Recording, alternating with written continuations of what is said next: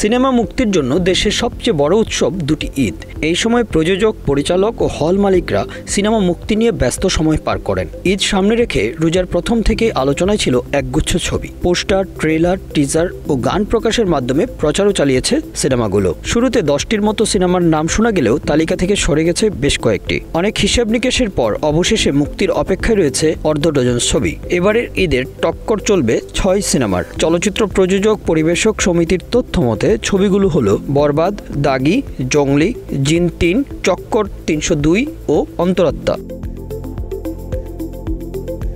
তবে হল মালিকদের মধ্যে সবচেয়ে বেশি আগ্রহ দেখা গেছে সাকিব খানের বরবাদ ছবিটি নিয়ে। সিনেমাটি খুব ভালো ব্যবসা করবে বলে মনে করছেন চলচ্চিত্র সংশ্লিষ্টরা। শতাধিক হলে বরবাদ মুক্তির বিষয়টি নিশ্চিত করেছেন ছবির প্রযোজক শাহরিন সুমি। তিনি বলেন, আন্তর্জাতিক মান বজায় রেখে নির্মিত হয়েছে বরবাদ। ছবিটি 100টির বেশি সিনেমা হলে মুক্তি পাবে। বরবাদ পরিচালনা করেছেন মেহেদী হাসান হৃদয়। এটি তার প্রথম চলচ্চিত্র। শুরু থেকে আলোচনায় ছিল ছবিটি। পোস্টার, টিজার ও গানে মাতিয়েছে দর্শক শ্রোতাদের মধ্যে। ছবিতে সাকিব খানের বিপরীতে অভিনয় করেছেন কলকাতার অভিনেত্রী ইধিকা পাল। আইটেম সঙ্গে ঝড় তুলবেন আরেক কলকাতার নায়িকা নুসরাত জাহান।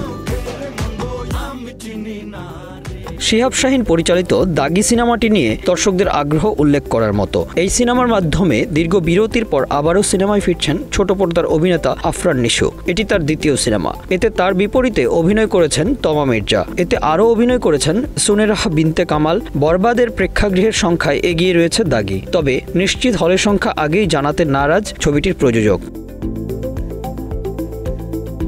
রাহিম পরিচালিত জংলি সিনেমাটিও বেশ দর্শক টানবে বলে আশা করা হচ্ছে। সিনেমার নাম ভূমিকায় অভিনয় করেছেন সিয়াম আহমেদ। তার সঙ্গে রয়েছেন শবনম বুবলি ও দিঘি। সিয়াম আহমেদের লুক এবং গানের জনপ্রিয়তা ইতিমধ্যেই আলোচনায় এসেছে। অনেকেই এই সিনেমাটি থেকে চমক প্রত্যাশা করছেন। বিশেষ করে সিয়ামের কামব্যাক থেকে দর্শকদের প্রত্যাশা অনেক বেশি।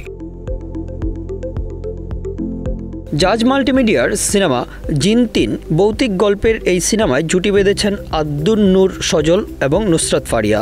ধারণা করা হচ্ছে ঈদের বাজারে ভালো প্রভাব ফেলবে কামরুজ্জামান রোমান পরিচালিত এই সিনেমাটি। ইতিমধ্যে এই সিনেমার গান কন্যা আলোড়ন তুলেছে।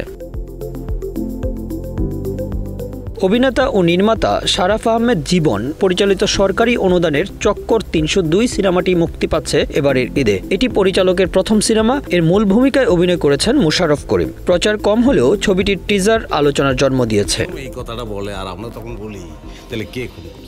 এদিকে শেষ মুহূর্তে মুক্তির তালিকায় যুক্ত হয়েছে সাকিব খানের আরেক সিনেমা অন্তরাত্মা। ট্রেলারেও প্রশংসা কুড়িয়েছেন ওয়াজেদ আলী সুমনের এই সিনেমাটি। 2021 সালে শুরু করেছিল অন্তরাত্মার শুটিং। সিনেমার সাকিব খানের বিপরীতে অভিনয় করেছেন কলকাতার অভিনেত্রী দর্শনা বণিক। সিনেমার প্রযোজক ও কাহিনীকার সুহানি হোসেন। চিত্রনাট্য করেছেন ফরারি ফরহাদ। অন্তরাত্মার অন্যান্য চরিত্রে অভিনয় করেছেন শাহেদ শরীফ খান, অরুণা বিশ্বাস, জুনা চৌধুরী, SM মহসিন, মারুফ।